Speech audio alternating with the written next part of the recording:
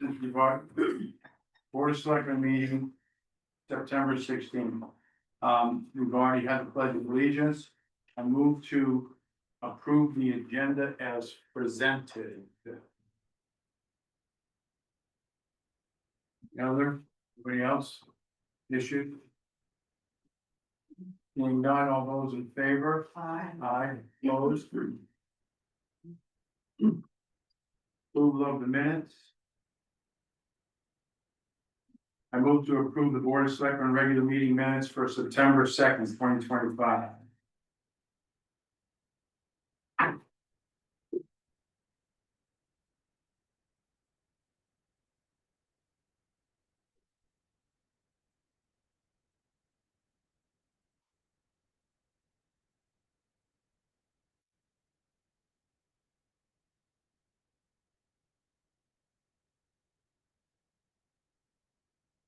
Discussion?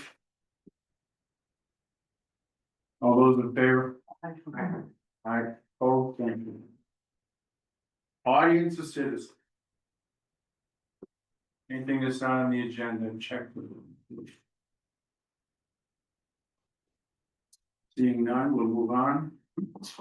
Old business, I move to approve the revised job description for the senior center support coordinator.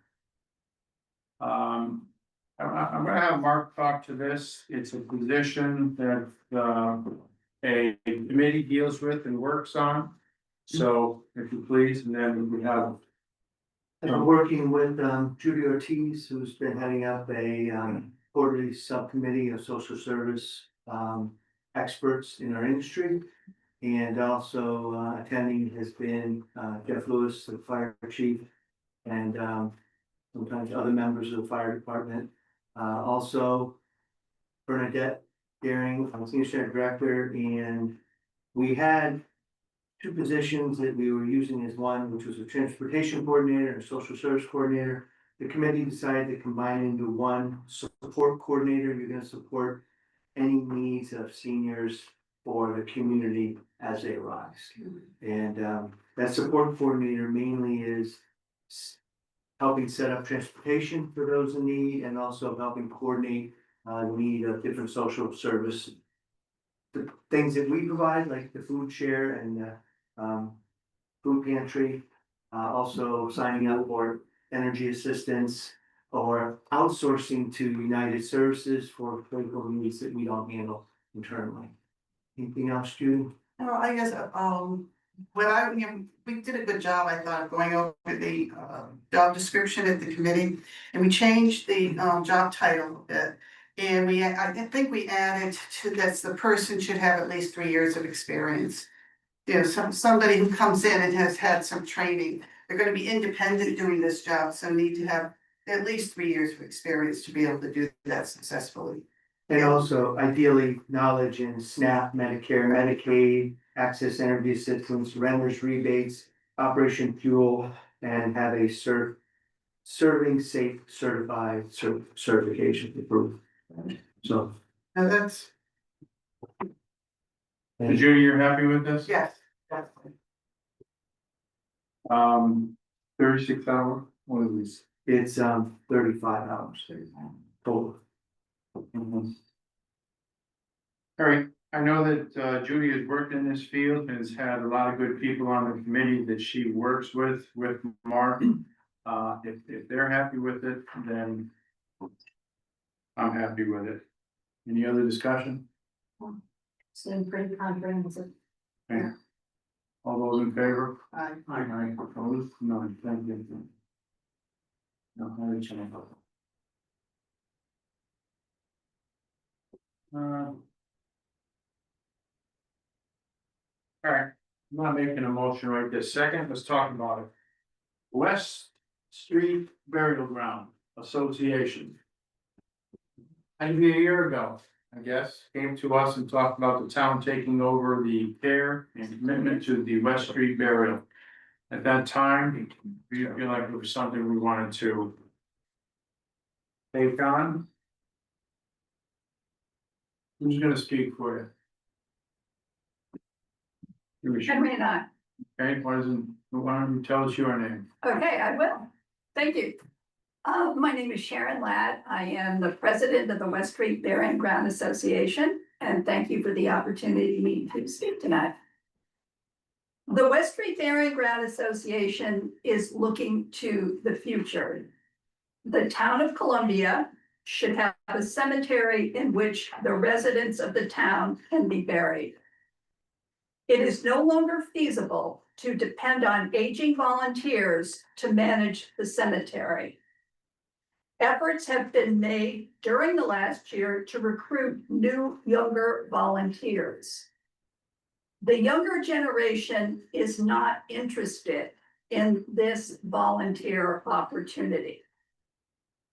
There are a limited number of plots available at the burial ground, but the town already owns land behind the cemetery for possible expansion. At the present time, the town grants an easement to the cemetery for egress and ingress to the cemetery.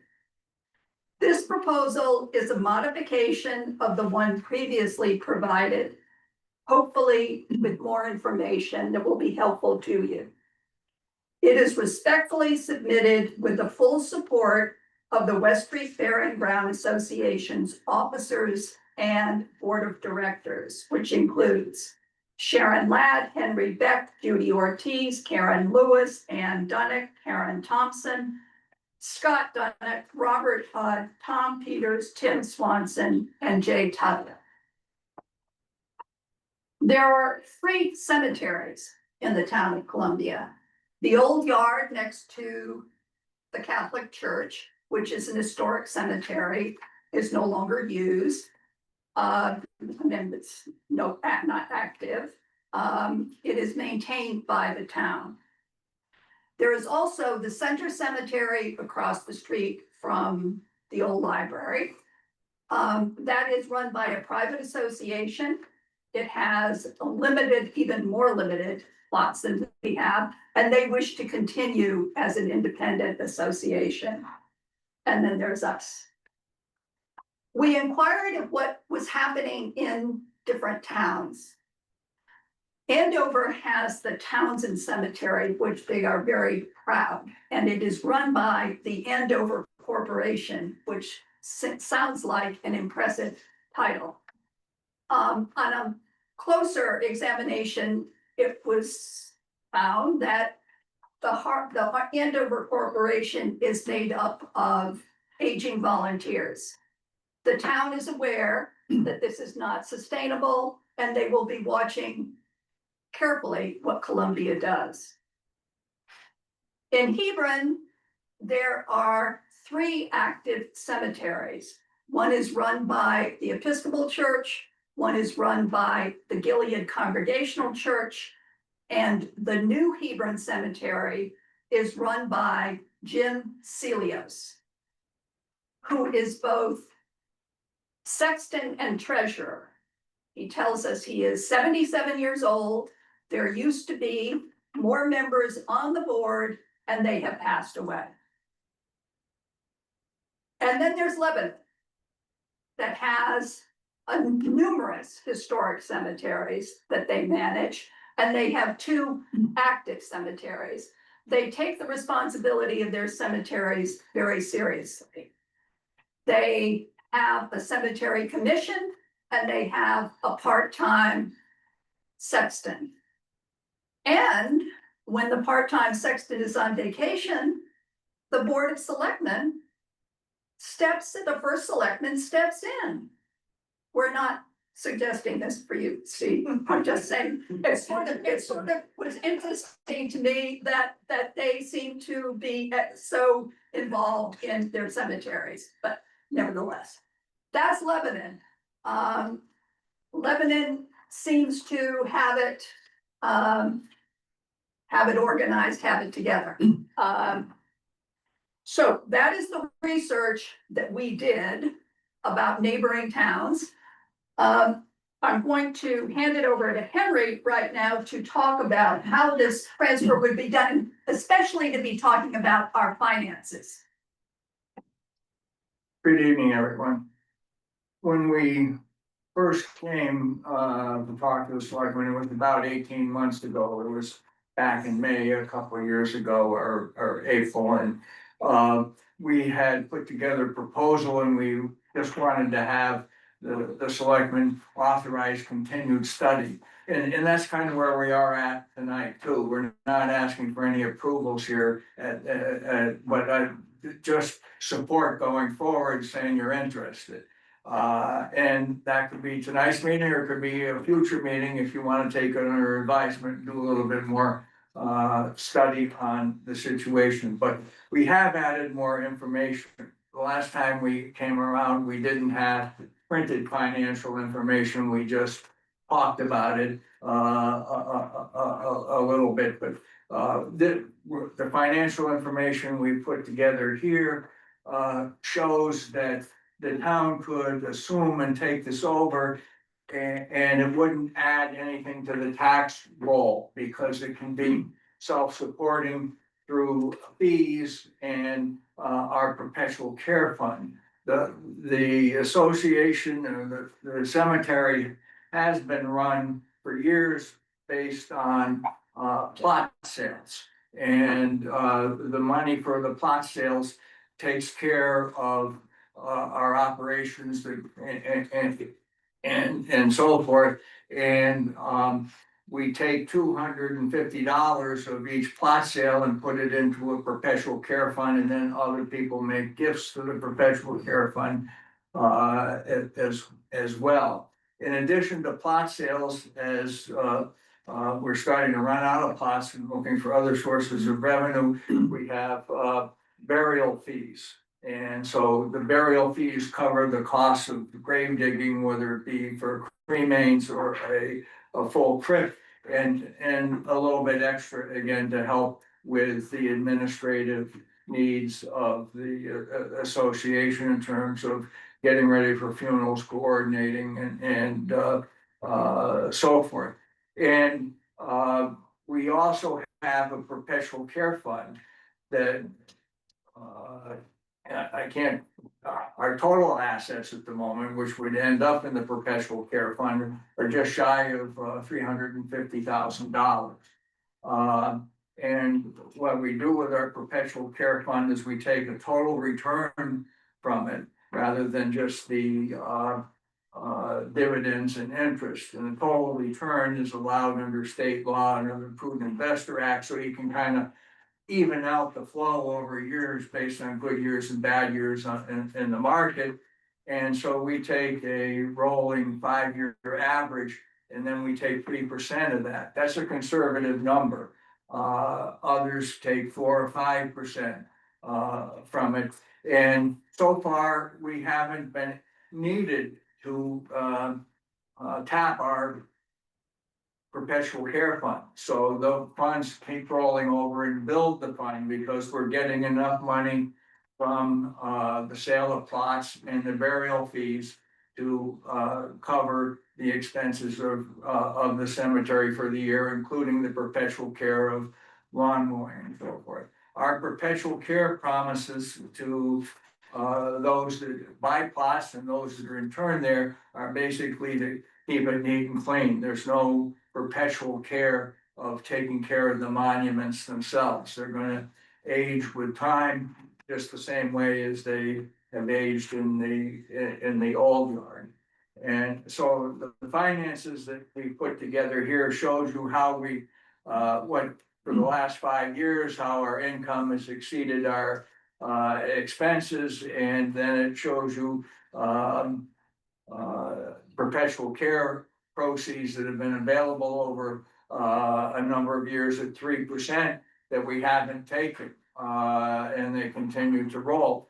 Then we have a pro forma budget based on current numbers. If the town were to take it over, we've added one additional charge that we aren't collecting now, and that would be a sexton fee payable on burial, because if the town takes it over, our recommendation would be that the town would have a part-time sexton, or maybe two. We don't want the first selectman to have to step in,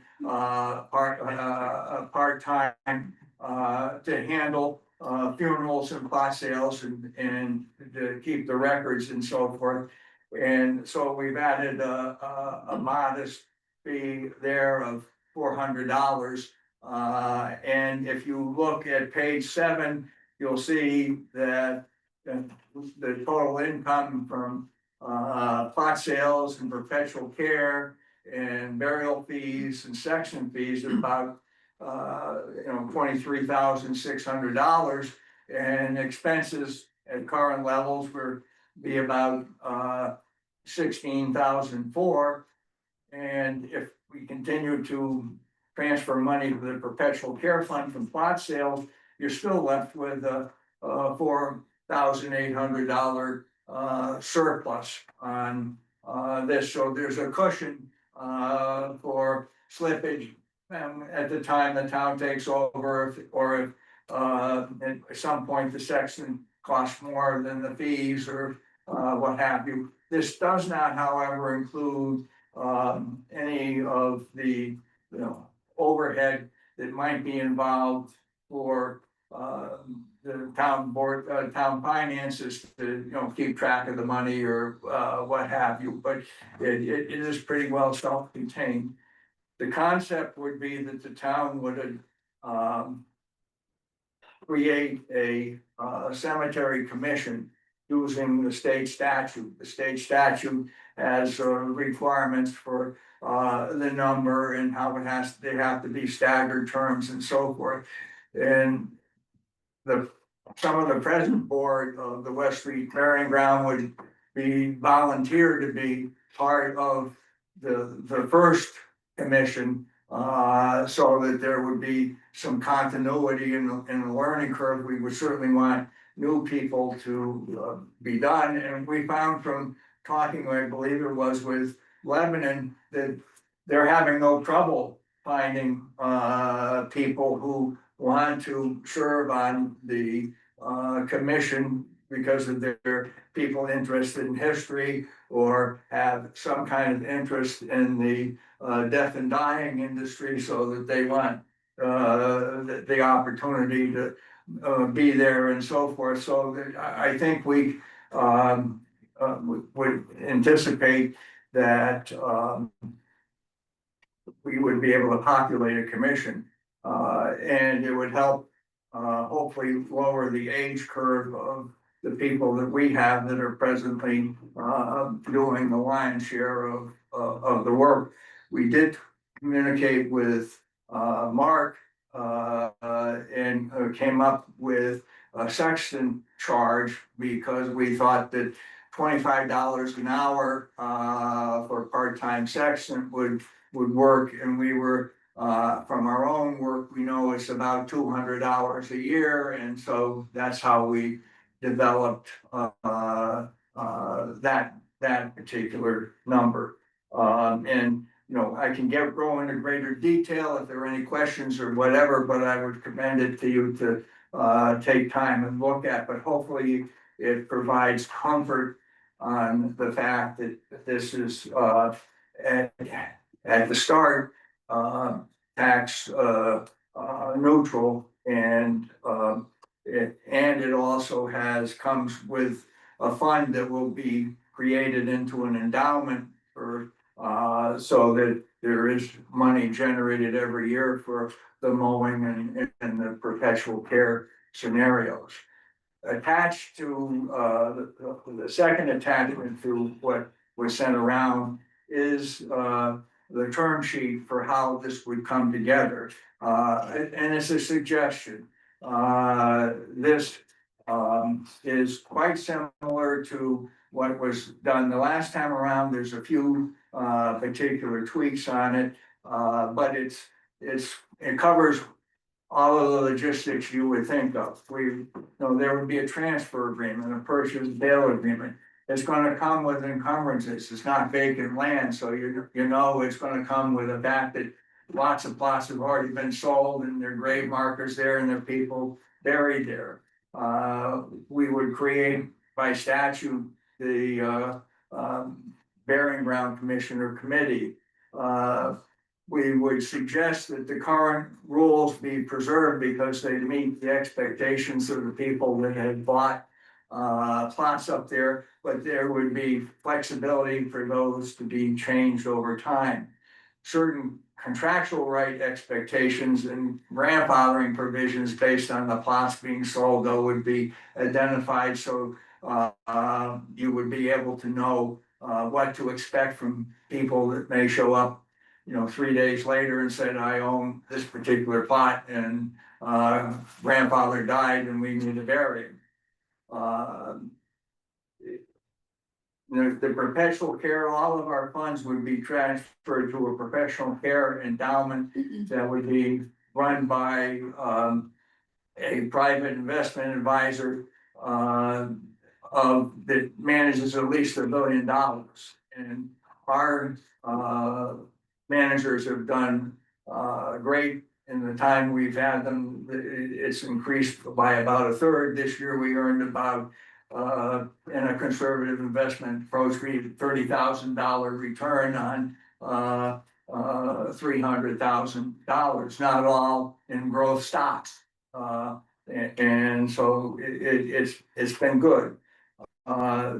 The nature of perpetual care would be spelled out to say it's mowing basically, and we would want it to be maintained similar to the other cemeteries in town and in surrounding towns.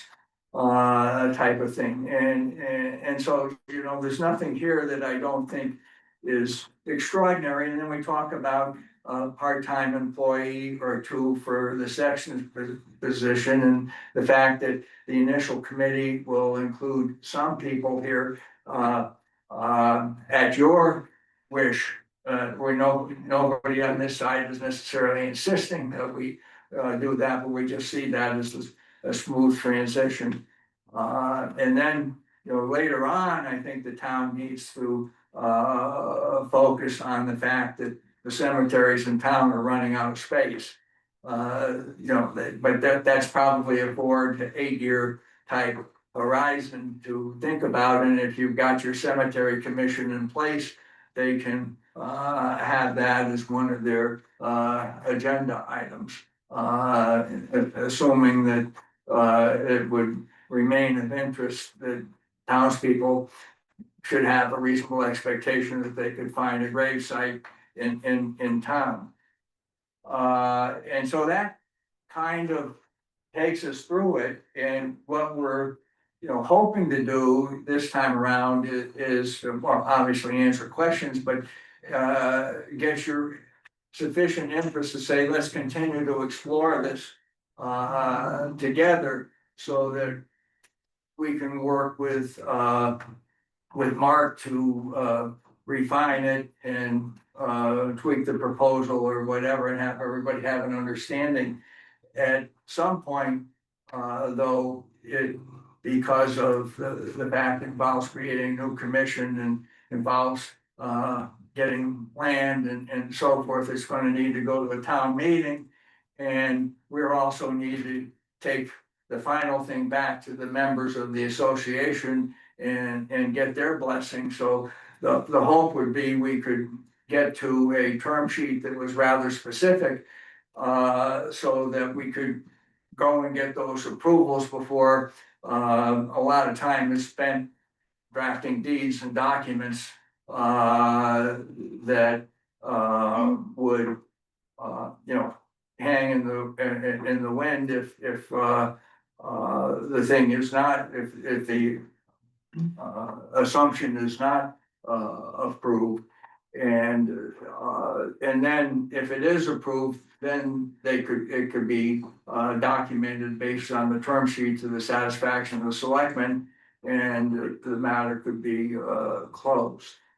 I do need to speak on the fact that I am on the board of the Cemetery Association. I've obviously worked a lot on this, but I'm also of counsel at Halloran and Sage town attorneys, and we've talked about it with Ken Slater, our managing partner.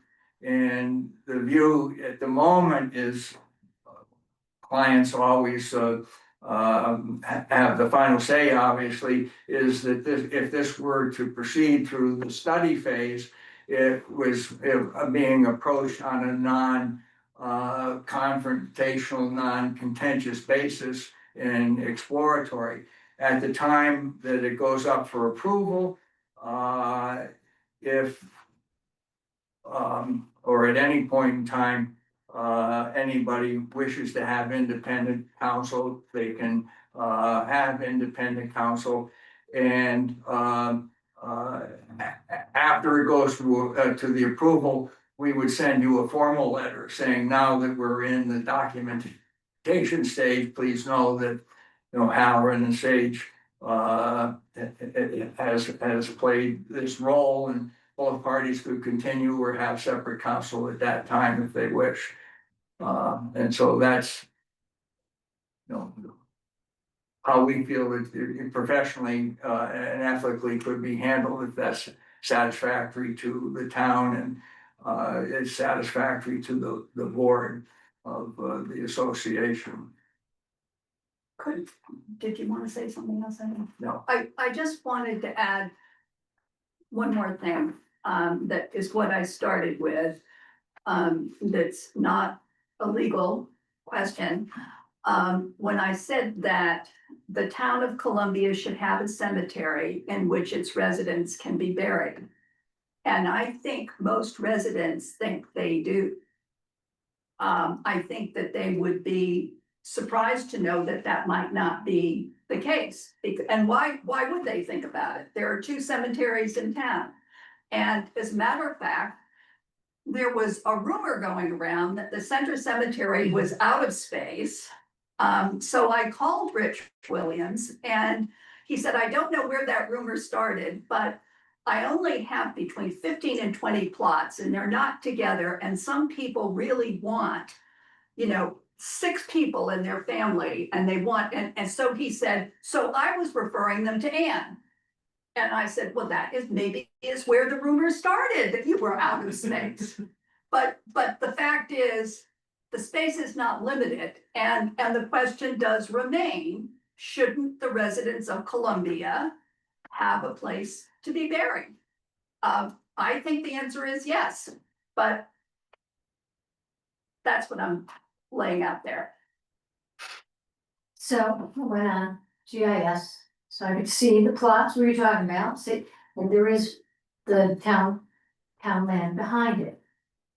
Is it suitable for Adam on? Because it goes down to Joshua's tract and it goes down to Up and Pond and all that mess.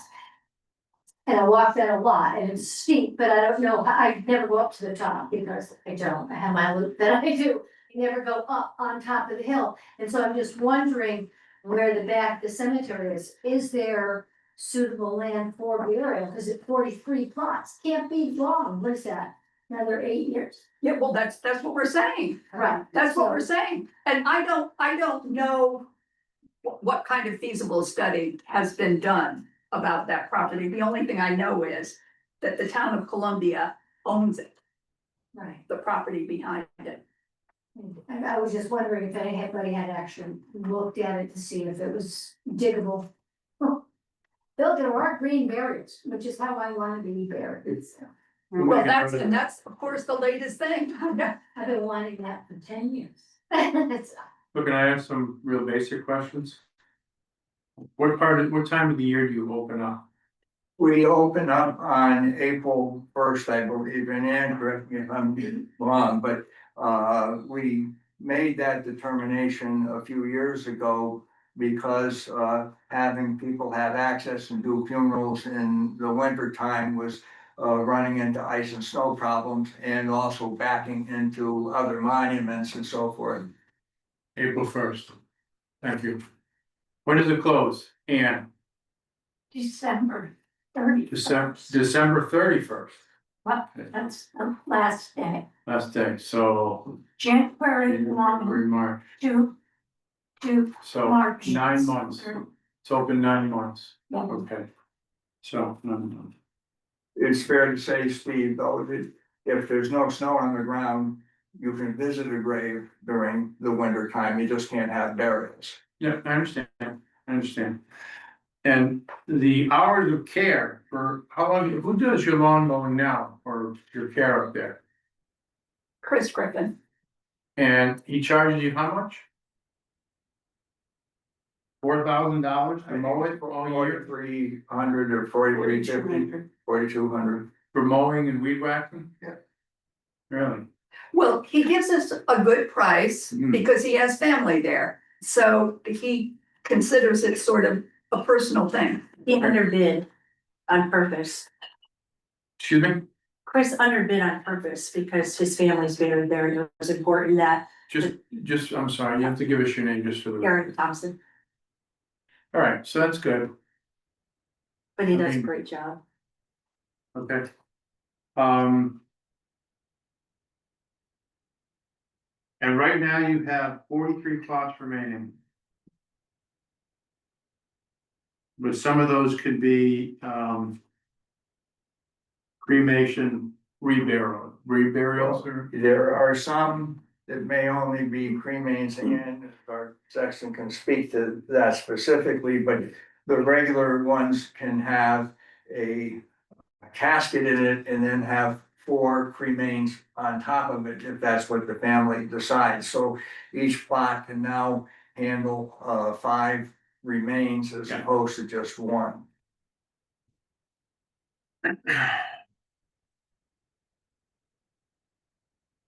I just keep thinking about your very first opening comment. Yes, And thank the you. bottom line is. Nobody wants to volunteer anymore. I'm sorry to say it, but I truly see it. I mean, look at, Well, when we first started, embarked on this, I honestly thought if we just tried harder, that we would get volunteers. Well, we did get some, but it's from the same candidate pool, so to speak. And the same is true with Rich Williams, when he's at the Center Cemetery, he talks about their goal is succession planning. The way businesses do, and looking for future leaders. Well, their candidate pool is going to be in their 70s and 80s. I mean, that's the problem. Well, the issue can potentially be simplified a little bit. The real need is the sexton, the person who is going to Correct. sell the plots, do the paperwork, meet with the funeral director, make sure the grave digger gets there on time, et cetera, et cetera. And the commission itself probably is going to end up meeting, potentially biannually, maybe at most quarterly, getting started. And it's going to just hear what the sexton has to say, and maybe also end up studying the issue about where to bury people next. And apart from that, they might also help resolve any issues that may be had by people that are concerned with the fact that it's closed from December to April. And we were thinking that it might be harder to recruit too, but Lebanon has shown that, with people involved in the funeral industry and consulting and planners and so forth, that there are people that want to be introduced to families that are grieving, or families that are buying plots or so forth. And so there does seem to be sufficient interest to populate the committee. Well, when I spoke with the selectman's assistant, she said, and these are her words, that those spots on the cemetery commission are a hot commodity.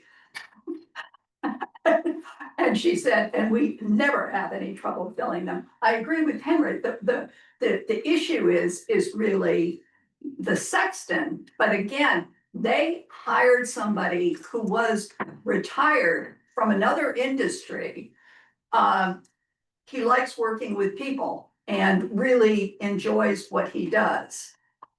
But when you're looking at that candidate pool, you're looking at a much wider candidate pool of someone who might be a sexton. It doesn't have to be someone who is associated with the West Street Ferrying Ground. What about, have you approached the man who loves that so much in Lebanon, if he'd like to share in the responsibilities in Columbia? Well, we were leaving that to Mark to do, but since he's part-time in Lebanon, I would like to ask him to apply. He's a very nice man and I've spoken with him several times, so I could tell him you suggested that. Actually, the thought had crossed my mind, as well.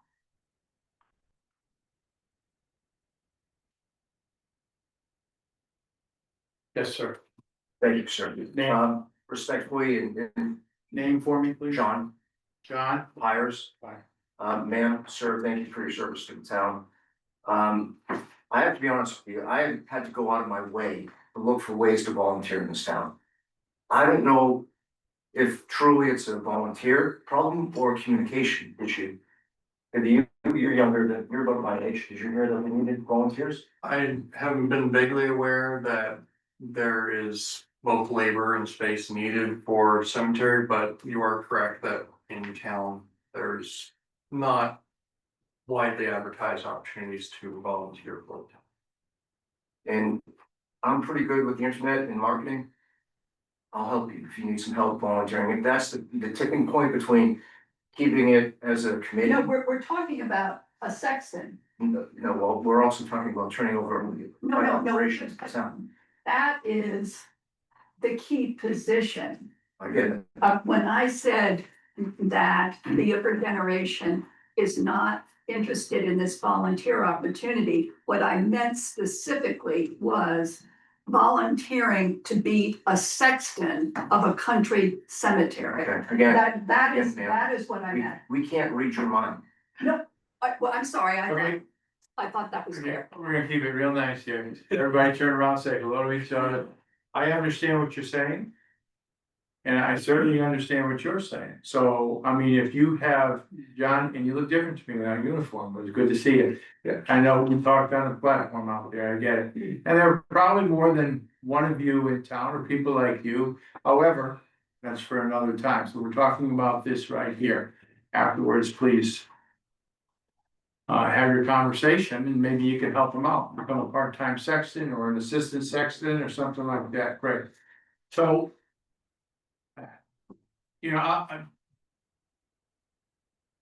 mean, I'm one of four, she has to basically recuse herself because The treasurer.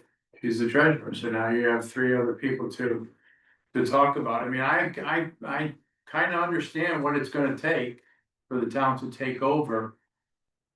And as much as I hate adding another layer of whatever bureaucratic positions there are, I hate it worse that I would have to go up there and weed whack the final resting place of my family members, so it looks presentable, so I can find them and, you know, it's clean and everything else.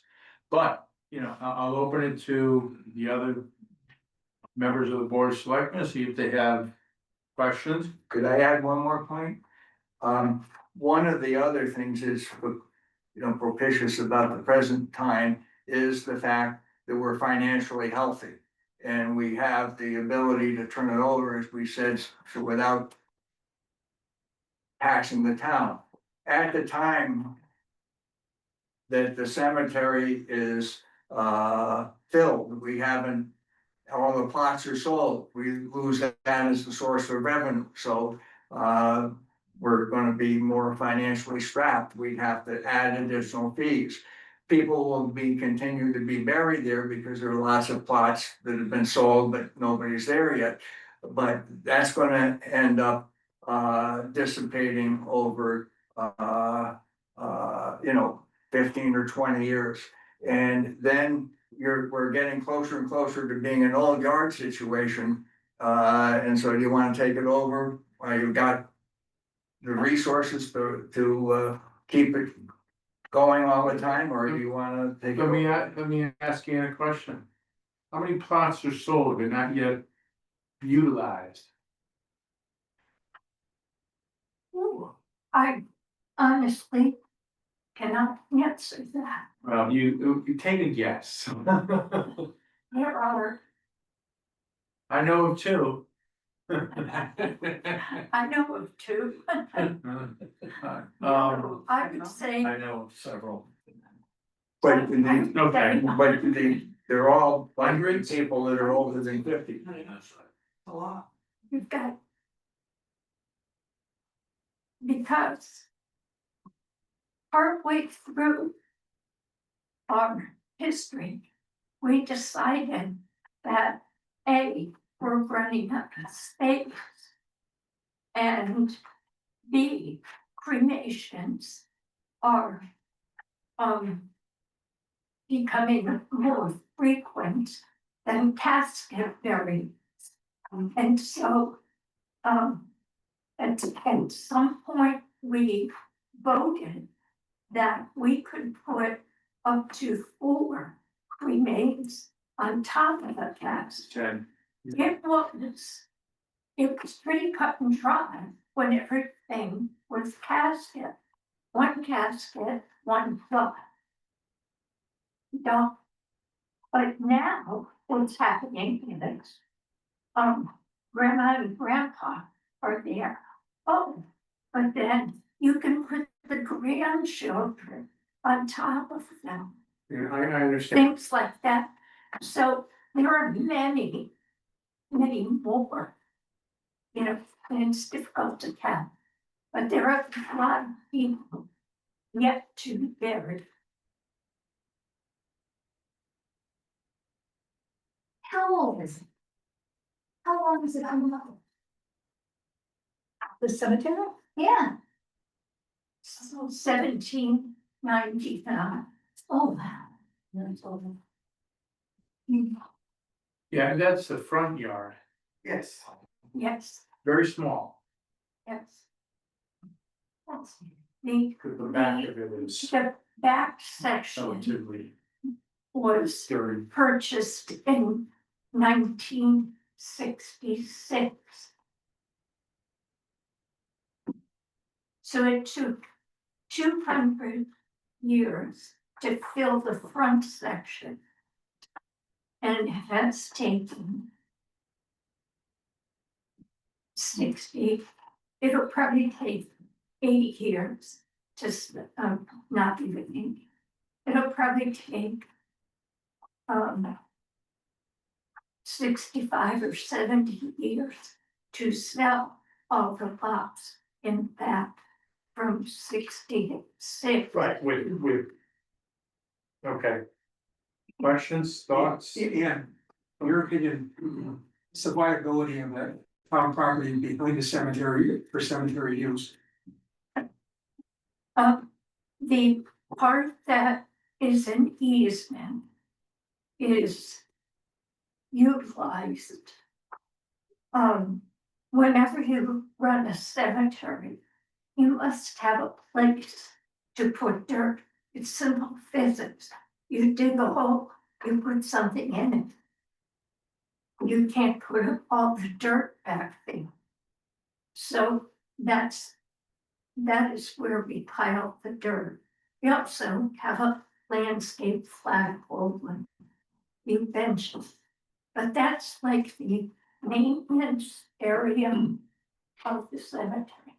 Immediately after that, you drop off a cliff. It's ledge. The whole thing is ledge back here. So it's absolutely not suitable. Thank you.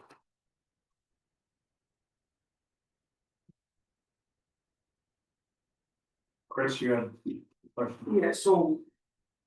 And I appreciate and I understand the concerns of. You know, the lack of volunteers and whatnot. I guess at first blush, I'm not too comfortable about the town taking it over, but I'm wanting to brainstorm and come up with creative ideas, like if you're saying the sexton is a critical piece, is that something where maybe the town could consider like a volunteer who gets a tax credit or tax break, like we've looked at, like our department and other places where someone could get trained, right? So it'd be kind of a motivation to maybe get the next generation of volunteers to get involved, and that person could be getting some sort of tax break, because I mean, now the town's gonna have to take over maintaining the lawn and all that. I mean, I guess I'd wanna know better from Beth's perspective, you know, what is that gonna impact? Is that something that she could fit within the normal staff, or is now town gonna have to hire another public works person out to potentially take that over, and I guess I'm just trying to think out loud here, maybe there's other ideas we could do to keep it a private entity while, you know, trying to come up with creative solutions to keep it that way, but at the same time motivate, you know, the next generation of volunteers, maybe through tax credit or tax breaks. That's that's a good suggestion, because I did some quick math over here. And I got $14,000 in care for lawn mowing and weed whacking. It took them from April to maybe October. After October, you don't have to do too much, but around 13 grand twice a week mowing up there. We don't mow twice a week. Yeah, apparently not. Does you mow every other week? Every week, Once a week? every Wednesday. Okay, May and June, May and June, I think they're 20 it's pretty mowings, tall. What? 64. 20 more. 20 mowings. 20 mowings. Takes them how long? Couple hours?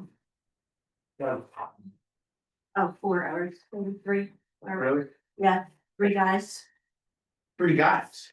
So that's 12 man hours. Well, sometimes 2. So sometimes 2, so that's at least 8 man hours, and that's what I figured. Each mowing was 8 hours with weed whacking. So we do it 20.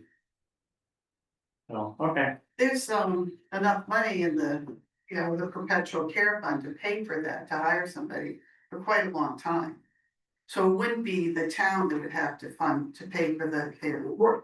But based on, I understand the terms haven't been agreed upon, but based upon if the town were to take it over, we'd be responsible whether we had a public works staff and or Right. we had it subcontracted Right. to, and so. But if you subcontracted, as Judy points out, right now, if you took 4% rather than 3%, you could have $12,000 or $13,000. And I don't think you need that. We've never had to pay that kind of thing, even if we've been doing it using other contractors. Right. Yeah. Okay. Someday, I don't know whenever, it's gonna have to be mowed, and by default, it'll probably go to the town. If it's, you know, in 2 years, or if it's in 40 years, we're gonna end up doing it sometime. So I'm just looking at numbers, that's all. But That's why, yes or no, I'm just looking at numbers, trying to think this I all. agree, sometime it's gonna happen, but now's the time when you can have money, so it doesn't end up like the old yard. Where the money's all run out.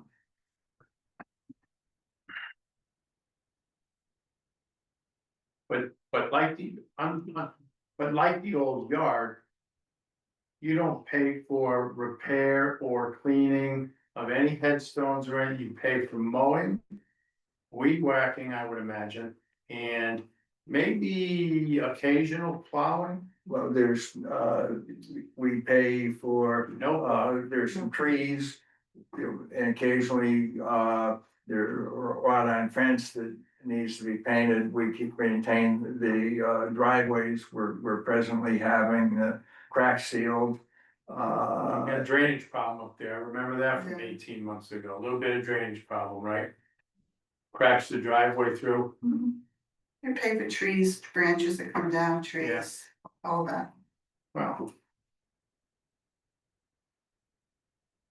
Okay, I think we table this, I think we think about it, and So what would be the next step? Let's say, because we're not looking for a definite, just looking for a process to move forward.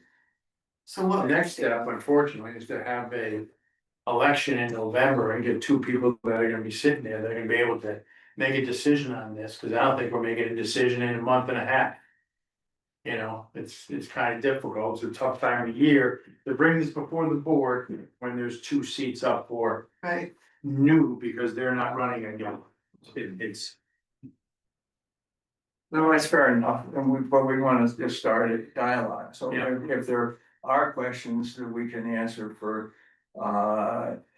Anybody, or anybody has suggestions, we're happy to, speak to them or work to them, but, the real, impetus is to, you know, have a cemetery in town.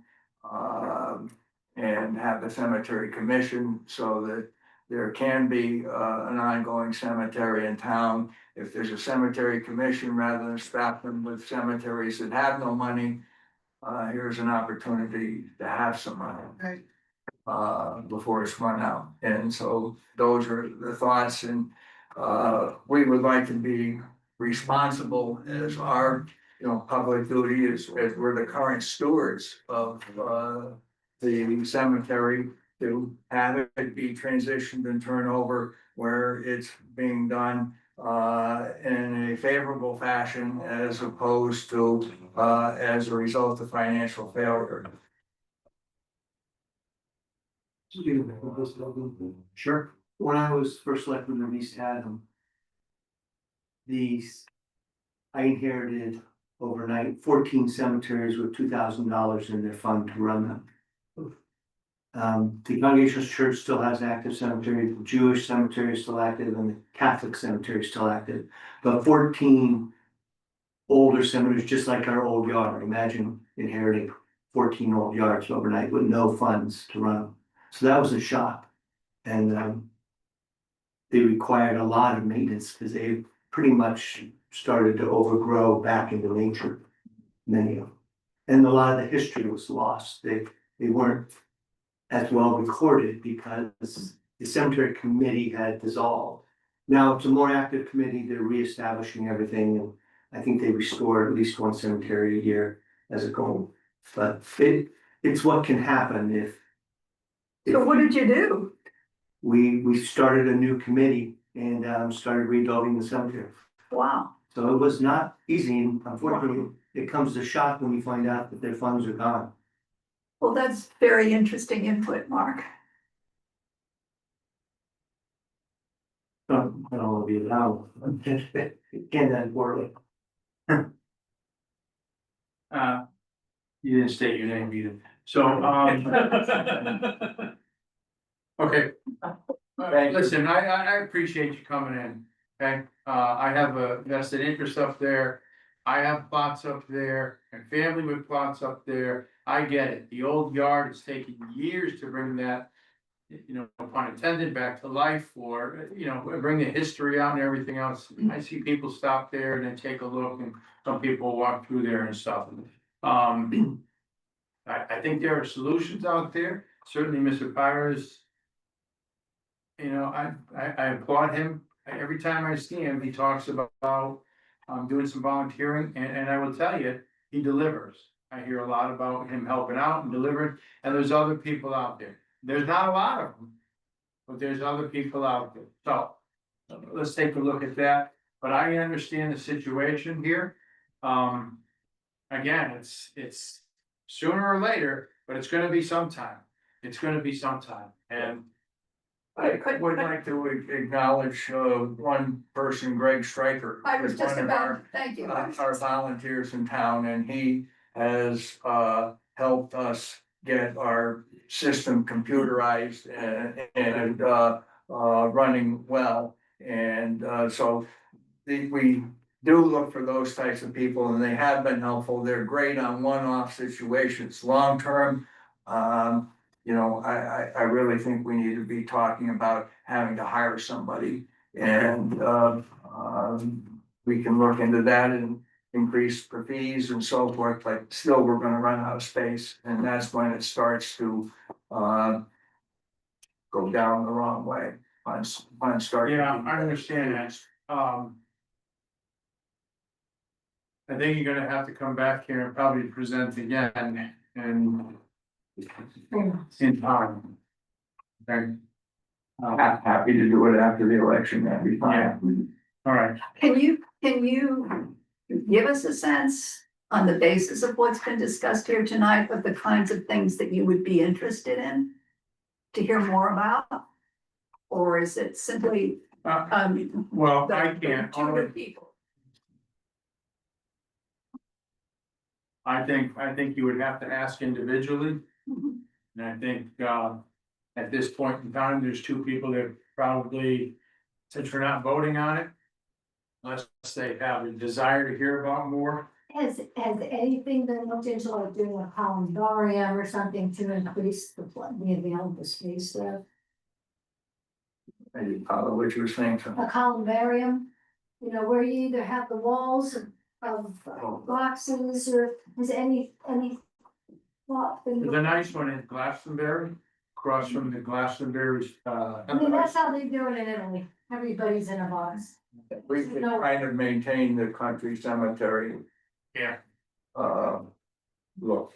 we put it, you know. So my uncle in Florida, what they did was they have basically a pit. And they made a garden. And your remains sort of dropped into, through a tube into the pit. And you get a small stone around, but they got a lot of people in a small space. Yeah, and they did it right at a local church. I don't know if it was in Connecticut. Just out of the box thinking, Dave. Out of the box and into the tube, thank you, Yeah. okay.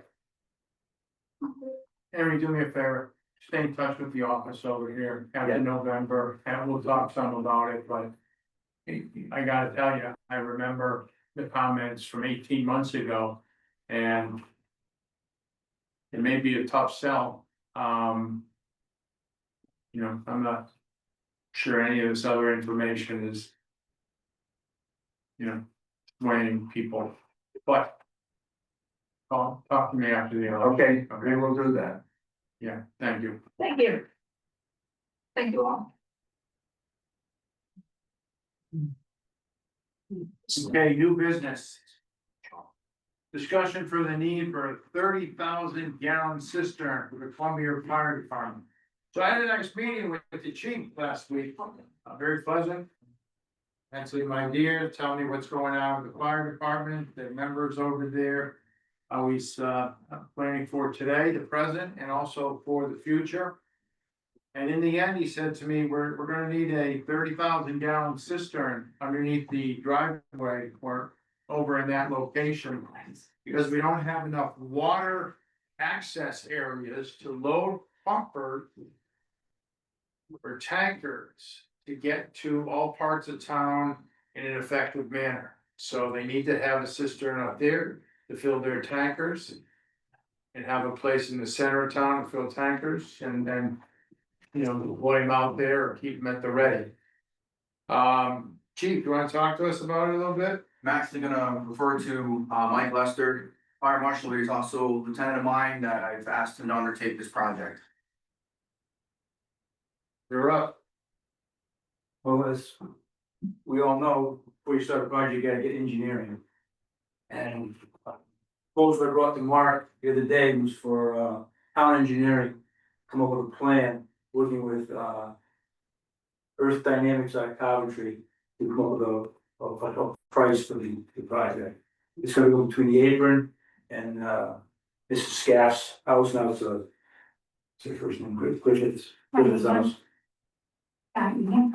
Yeah, Diane Gas House, and then, we sold the Tom Griffith's daughter, I don't know his first name. And the old firehouse monument and the building, which was kind of in that grassy area there.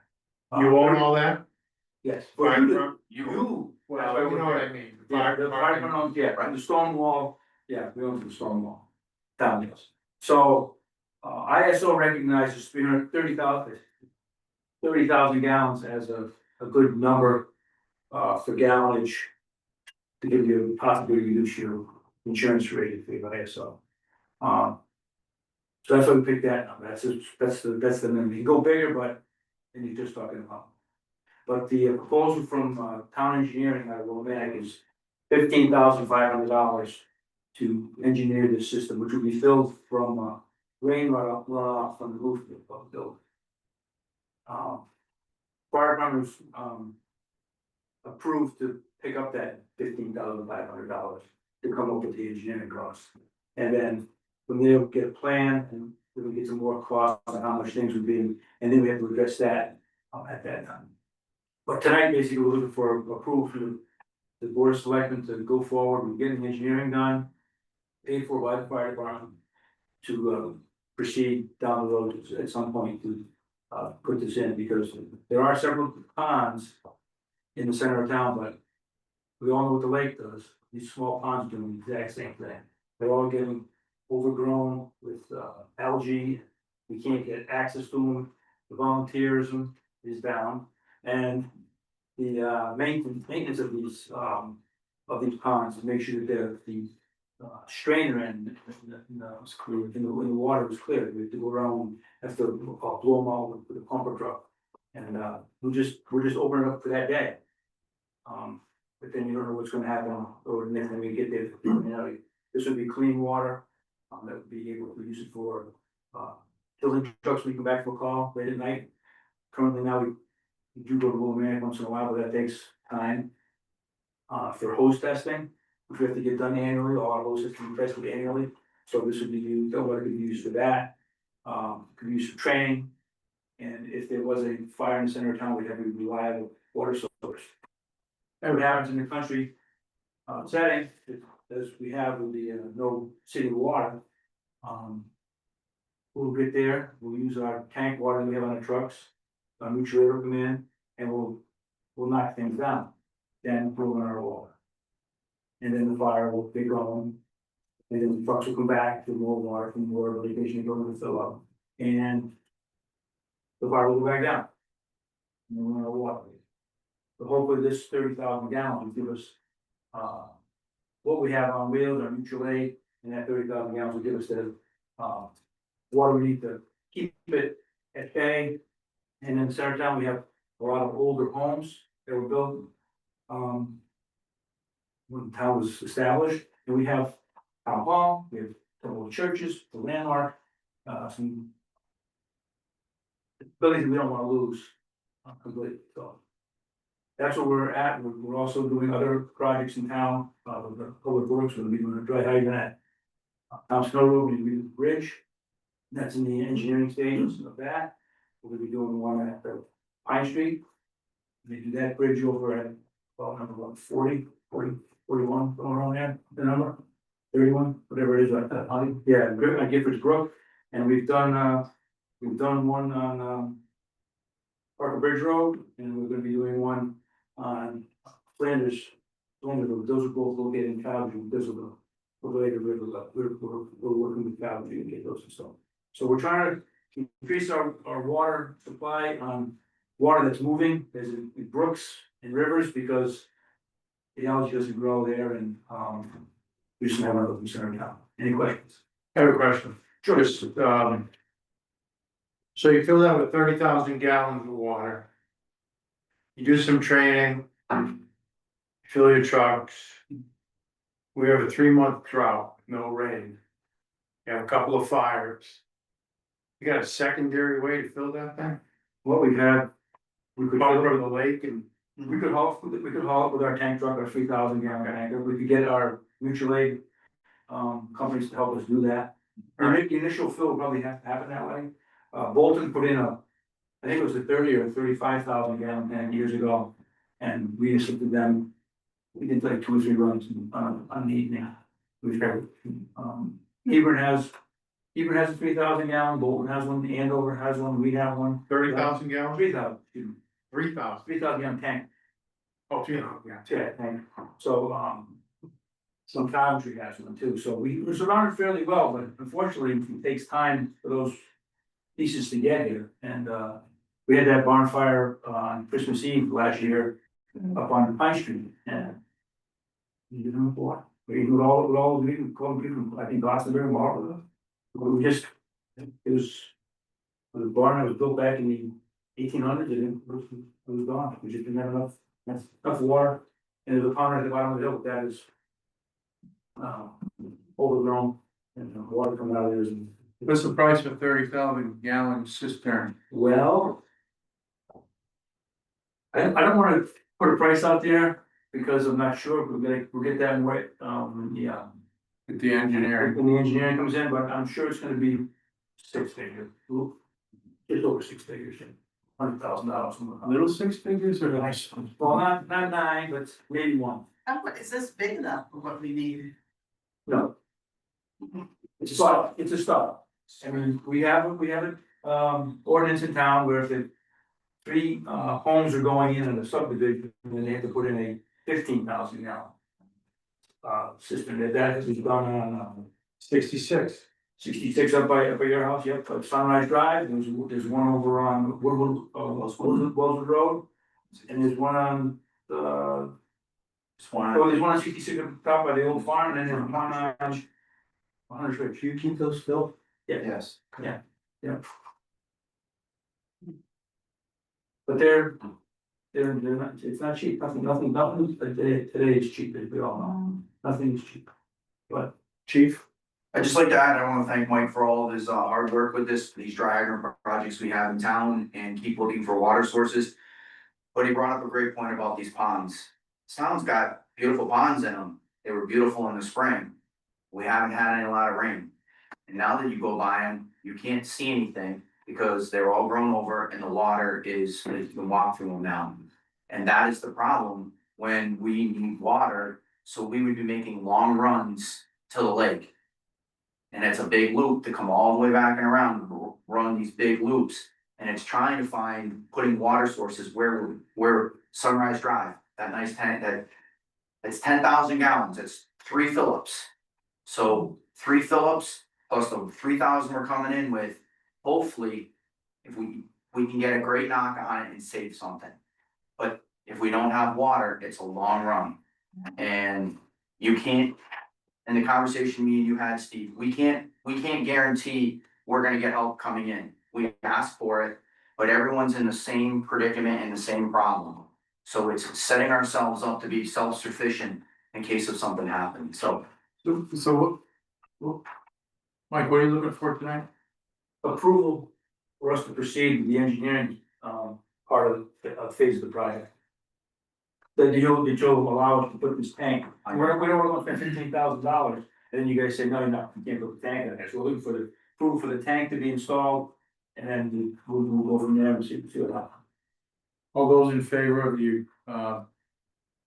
the action of an engineering survey paid for by the fire department for a 30,000 gallon cistern future input? All those in favor? Aye. Thanks. Got it. Any other questions? I have one. Is there a town aquifer study? Now, in Iraq, I probably poked about 1,000 different wells across the country. Has there been an aquifer study? The reason why I asked her is that as a resident living in the center of town, I would have no problem if my aquifer could fill myself and anybody else, like my 2 neighbors to the left and right, to help have you use my land to put, I don't know, a tank where you can pull up and back. I've seen how pump trucks work, and pull that out, now right there in the center of the town. Never thought of that. We're trying to space these things out. I mean, if I build a subdivision here, and I'm required to put in a 15,000 gallon tank, and then you build one on the other side of the street over here, currently, you have to put that in. Yeah. Makes no sense to me. No, We can use this one. Take yours and put it over by Steve's house, because he doesn't have any. That's what, But we again, eventually like to get to that point, but right now, we're not there. I know, I understand, but like the first selectman said, if there's a couple dry spells, it might not be enough. And You know, the draft out of there, I don't really know, we can draft 1,000, 1,500 gallons. Let's but we'll talk about the aquifer study at a different time, so, but I do understand there. Okay. You know, Okay. okay, Yeah. thank you. Thanks.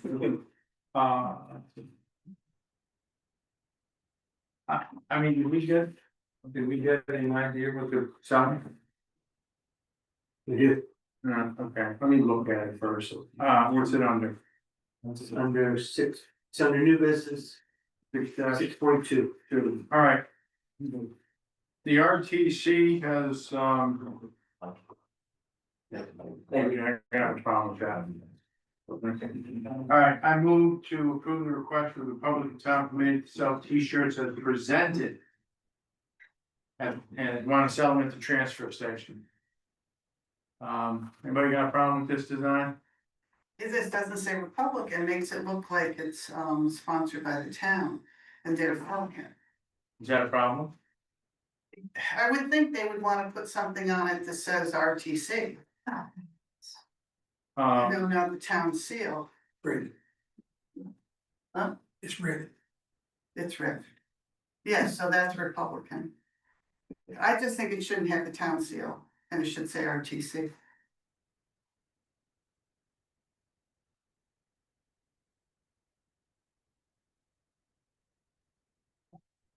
Just change it. Your ice cream have DTC on Ice cream? it? Yeah, I'm just asking.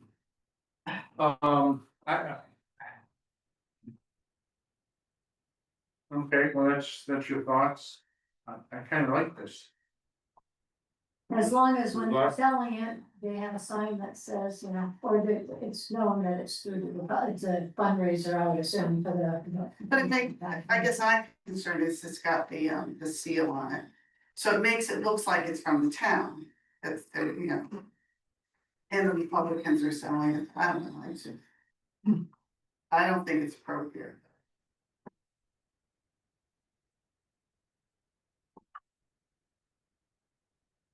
Because, you know, if the town wants to sell, it's great. Change color, but it's the RTC selling it, so it shouldn't necessarily have town seal on it. Okay, here's one of the very first political votes we're gonna have. I know. You know what?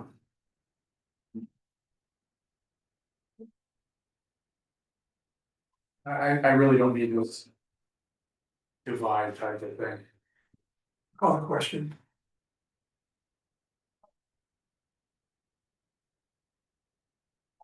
Can they change it if they say this is Republican? You just wanna just vote on it or just knock it out? Let's vote on Okay, all those in favor of allowing the RTC to sell this shirt? And there's three, fine.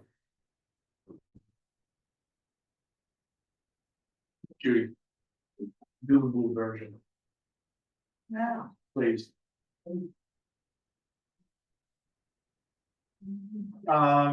I move to approve the creation of, am I reading this? If you want to start with the motion, this is Phil's mission that he came up with as an idea, and this was your charge you came up with as an idea. If you wanted, I feel like I'm reading a book on this thing, which one are we going with, does it matter? you could incorporate them together. One could be the mission and one could be the charge. It's just an idea to discuss, you know. Phil's mission, if you want to speak with Phil. Sure. More conversation. My feeling on the mission thing was I wanted to have a permanent committee to address speed and traffic safety rather than having something that's temporary, just addressing particular issues. So I felt it would be good to have a broad mission statement that would allow us to go forward with this. I think if you look at the mission statement that I proposed, it's pretty broad and it encompasses pretty much everything.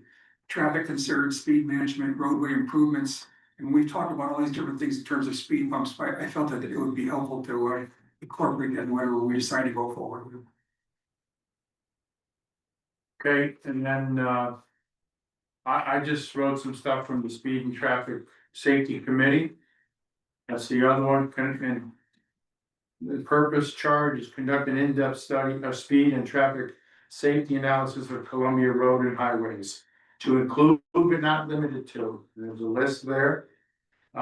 Section 2, members term representation, committee shall exist of X amount of members. The term shall be for the life of the committee. The term shall be for the life of the committee, which is not to exceed blank, unless extended by the board of selectmen. You have it as a temporary committee based upon that. Yeah, I don't know why you have to specify who the members are. I think it should be more flexible personally. We put a Wow. minimum of. You know what I mean? Yeah. You wouldn't want a committee of one. No, of course not. I think you have to have a certain number of members, but to start getting into specifying specifically who's gonna be on it, which you're doing a DPW director, fire chief, I mean, you know, whether they're available or not, it'd be great to have them on something like that, but I don't think that it should be that narrowly defined. if we don't say that, they won't show up.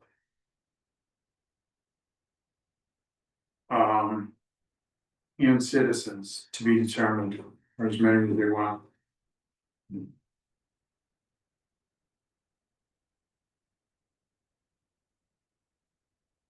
We'd have a base committee get together and then hash this out and come back with, we think we need this many members and this is who we think So what do we you, want to recommend, should be on it. so how many, what do you think you should sell? Well, you said it's not, I think if you have like 6 members of it or something like that, or more if you wanted to, but. I envision a committee where you could call in experts and have them talk to the committee about different things from engineering backgrounds, DOT, different ideas that they have in the feasibility, that's why I picture it being not just focused on speed bumps. Bill, in the committee, I actually talked to Jason, who's our representative from the T2 Center of Yukon. And he said he'd be happy to come and talk to this committee with all the resources Yukon provides.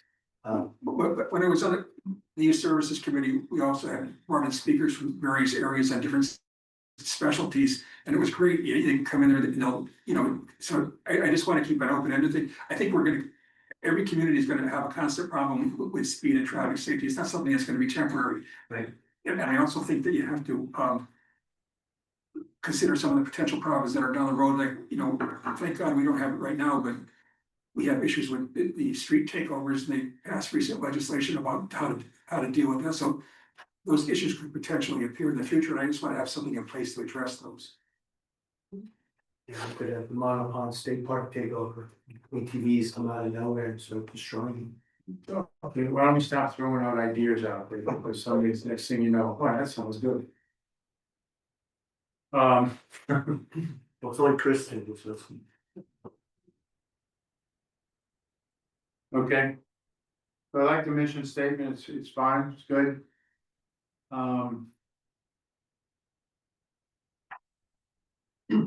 Well, let's get the first step out of the way. I move to approve the creation of a speed and traffic safety committee to conduct an in-depth.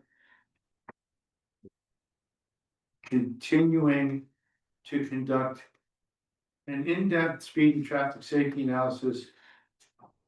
Of, you know, Roads. of Columbia roads and highways. But I want to say is a continuous. Studies or something, add something so it keeps going. So we shouldn't put which is not to exceed, the term should be the life of the committee.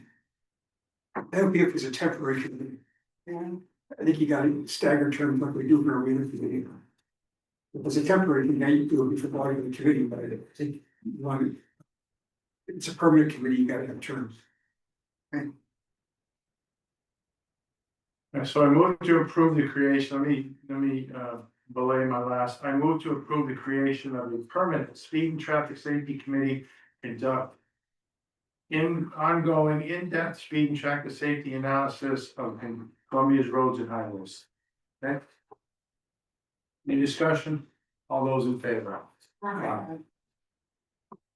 So we'll get down to the nitty gritty of it, we'll get this out to people, we already have, we have a couple of people who have kind of thrown their name in. I really didn't throw their name in and say to me, I'm hell bent on not having this, just keep open minds, I don't need plain challenge. So we'll put that out. You start with Bill's mission statement. Mission statement looks good to me, all those in favor of the mission statement? Aye. Great. Thank you.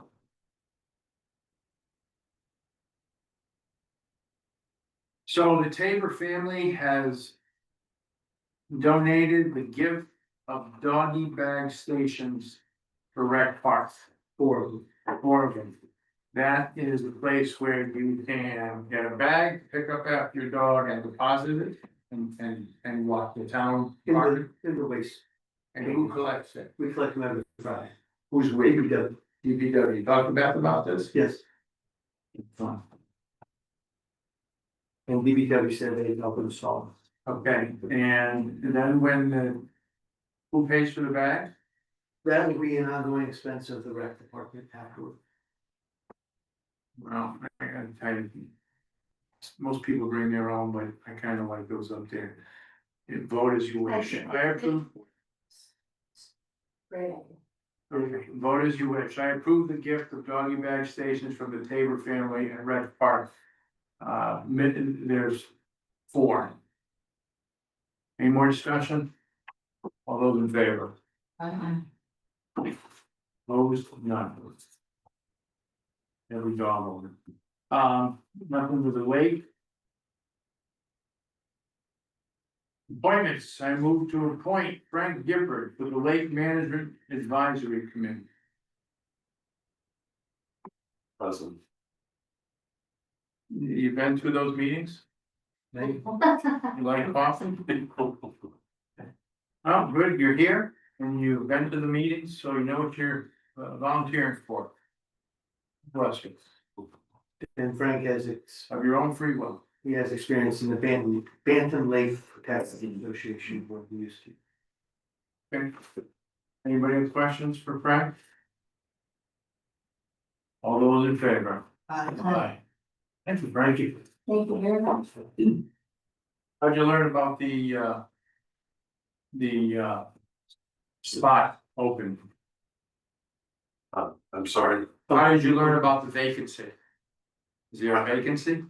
there was a vacancy. How'd you learn about it? I learned about it from, it was right after a meeting. Okay, you went to the meeting? Yes, Thank you. Town administrator report. Just wanna make everybody aware that, in a meeting with Bernadette Daring, our senior center director, she had the desire to reactivate the Commission on Aging, for Columbia. The previous commission had 3 main goals and they achieved 2 of them, which were the transportation system in van. And the second one was, I'm blanking out on the second one, but the third one that they couldn't achieve was senior housing, and then got frustrated but we did modify our zoning regs to allow for senior housing, or any type of affordable housing, just hasn't been built yet, and hopefully the state will put some incentives, which they're discussing now, financial incentives so that can happen. But right now, I just wanted to say that Bernadette would like to advertise to repopulate this committee, and didn't know if the board was okay with supporting that. sure. Good. Good idea. So, and then next, Ingrid Wood, I wanted you to make you aware that Ingrid has nominated Fanny Dixon Welch to the Connecticut Women's Hall of Fame, and we heard back that they would consider for next year. Fanny lived in Columbia from 1873 to 1947, and when you read her background, it's pretty amazing what she accomplished for the town, and was actually she grew up in Savannah, Georgia, but she became in charge of our port systems in Connecticut. What? Our seaports. She was the commissioner. And she also was very politically involved and actually educated new immigrants in our Moore Indian School. So she was a teacher and also did talks, and she was actually started the gravestones in Hebron actually, but she supported local and state national ideas in the realms of political equality for women and education in New England. up in the back end of the lake, and she owned a very large property on the lake. The production is next year. Could, if they choose to, do it. So, Ingrid has started the process. Well, if it's successfully nominated. She's been nominated. She. And then, I want to give everybody some good news for our new speed committee, speed and safety committee, that we just received 2 new speed limit signs It's already a success. from the T2 Center, which will be placed in some of our, right now, I can think of 2 areas that we've had the most complaints. Whitney Road. Like Whitney Road and possibly, over Atlantic, but the good thing is we can move these from. So these aren't the really big ones that we got that got damaged. These are smaller and more portable and solar operated. That's all I have, Steve. Okay, there's some correspondence there, although Columbia students return finally, I don't. I asked if we were delayed, I got a big no, but whatever. Maybe a day, I don't know. Okay.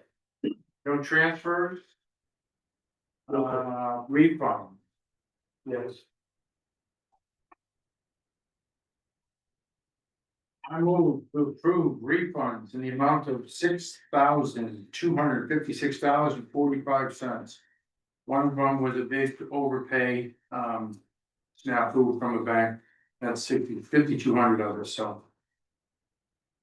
The others are listed above. Discussion? All those in favor? Okay. I move to approve the payment of bills in the amount of $572, $633.86. 24, 25 regular, 25, 26 emergency, 25, 26 regular. Credit card and paycheck.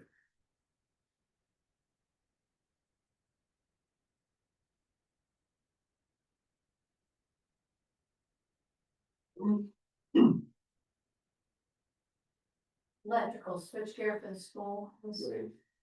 That's a big one.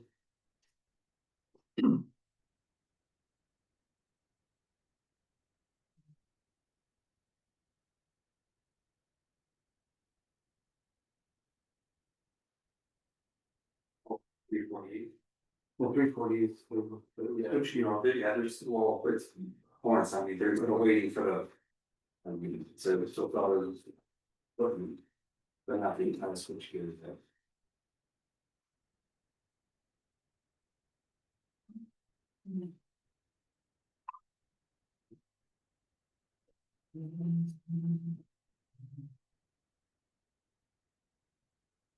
Any questions? All those in favor of paying the bills? Aye. Opposed?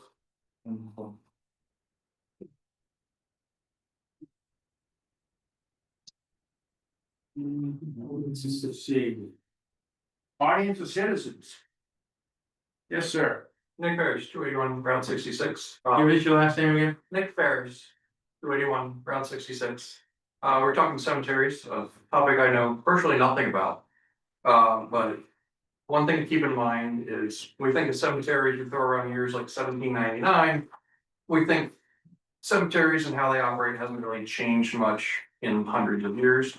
That's gonna change pretty soon. There are several studies coming out recently showing that a number of cemeteries are starting to operate almost fully or completely fully automated. By 2040, 60% of cemeteries will be largely automated. By 2050, 90%.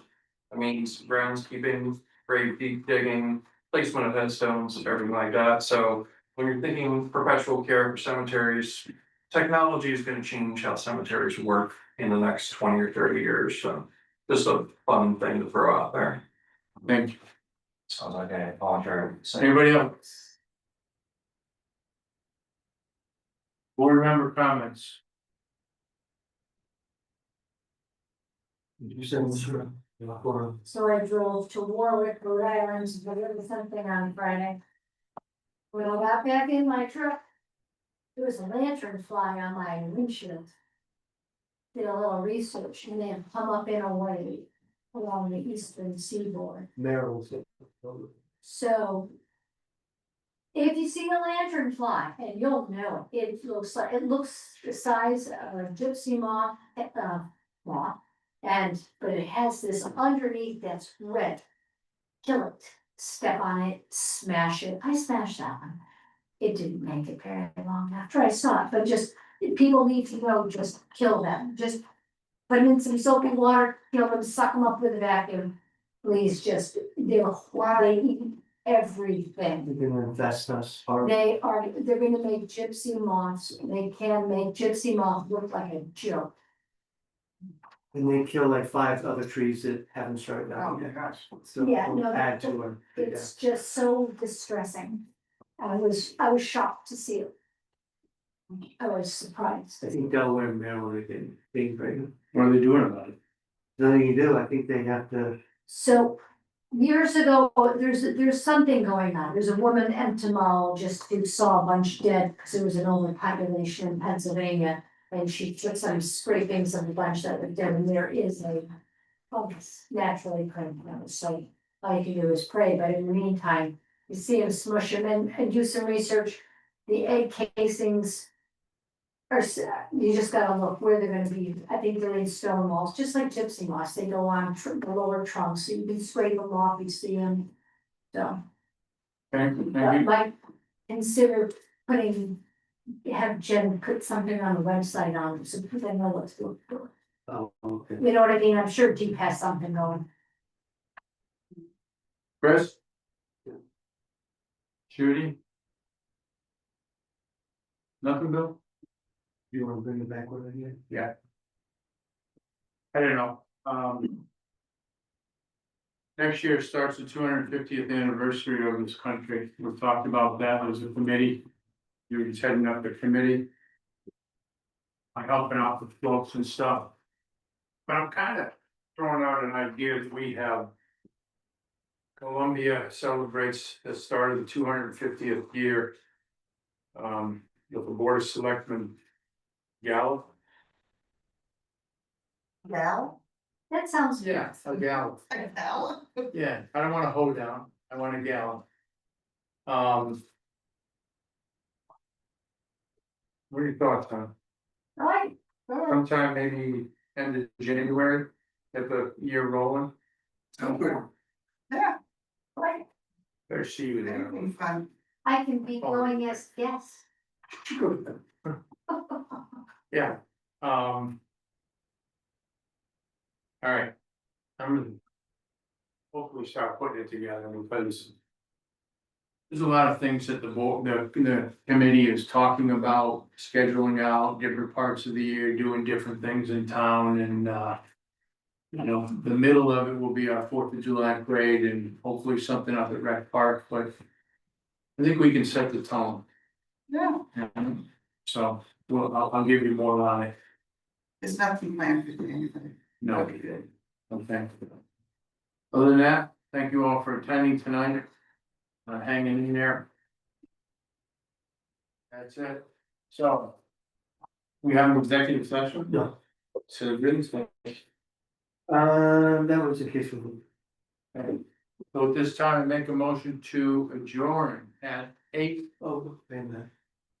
I do have a. So close. Almost. You have a what? It's a really quick thing. Okay. At this time, I'm going to suspend the Board of Selectmen meeting. I would ask all of you to vacate. Thank you very much. Thank you. Hey, John, sure, do me a favor, John, reach out to and give me a call or get me your number and I'll give you a call. Right, they're looking for, people, yeah, Will do. 8:34, going into exactly what. we John is? Yeah. Yeah. Okay. Thank you.